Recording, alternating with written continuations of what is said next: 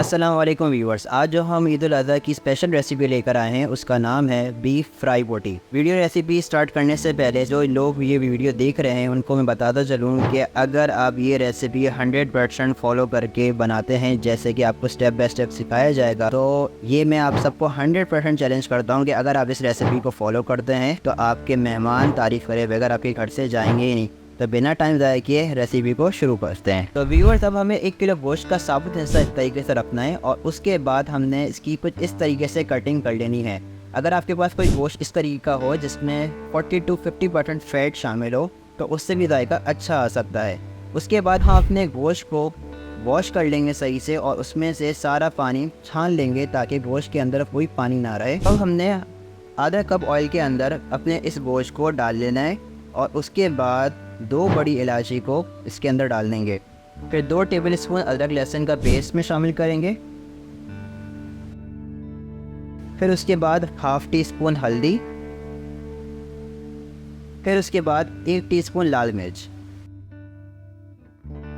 अब हमें इसको मिक्स करना है 2 मिनट तक ताकि अदरक और बड़ी इलायची की स्मेल जो है वो हमारे गोश्त के अंदर शामिल हो जाए।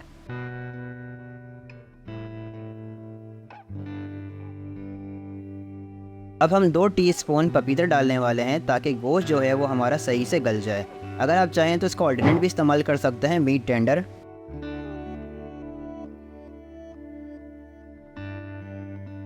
तो व्यूअर्स, अब हम अपनी रेसिपी के अंदर हाफ टेबल स्पून सॉल्ट को डालने वाले हैं और 2 मिनट तक आपने इसे मिक्स करना है।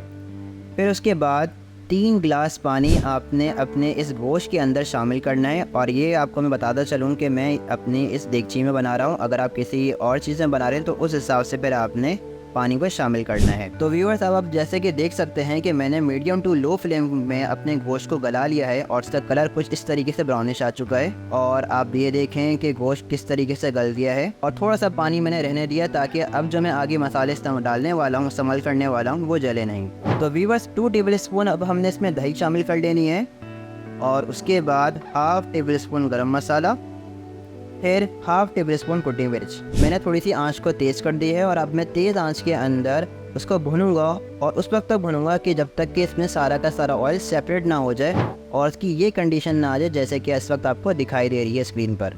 तो व्यूअर्स, आप देख सकते हैं कि हमारी इस वक्त रेसिपी तैयार हो चुकी है और इसकी शक्ल किस तरीके से आ गई है। तो ये है हमारी ईद की पहले दिन की रेसिपी जो कि आपने लाजमी ट्राई करनी है और अपने गेस्ट को खिलाना है और अपना कमेंट का इज़हार लाजमी हमें करें। अगर आपको हमारी रेसिपी पसंद आई हो तो इसको वीडियो को लाइक करें, सब्सक्राइब करें और शेयर करें। और यही आपकी मोहब्बत का इज़हार करने का रास्ता है कि हमारे और आपके दरमियान कि आपकी लाइक से हमें पता चलता है कि हमारी आपको रेसिपी बहुत अच्छी समझ में आ रही है। इंशाल्लाह नेक्स्ट वीडियो में आपसे मुलाकात करते हैं। अल्लाह हाफ़िज़।